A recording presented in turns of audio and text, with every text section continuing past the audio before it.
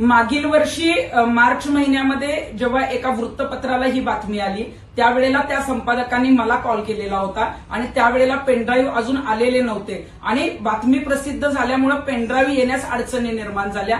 ते पेनड्राईव्ह जे आहेत ते आता 5 मार्च 2026ला माझ्याकडे प्राप्त झाले होते. काही पेनड्राईव्ह मधले व्हिडिओ मी पाहिलेले आहेत आणि ते अत्यंत गंभीर होते. परंतु अशोक खरात हा परदेशात पळून जाण्याच्या तयारीत होता आणि म्हणूनच ती पत्रकार परिषद घेण्या संदर्भामध्ये मी सांगितलं की घेण्यापेक्षा किंवा आपण प्रसिद्धीला येण्यापेक्षा हे प्रकरण मार्गी लावणं गरजेचं आहे आणि काही पोलिसांच्या माध्यमातून जे आहे ते मुख्यमंत्र्यांपर्यंत तो पेनड्राईव्ह पोहोचवणं आणि त्यावर कारवाई होणं अपेक्षित होतं आणि म्हणून ते मुख्यमंत्र्यांपर्यंत व्हिडिओ पोहोचवले.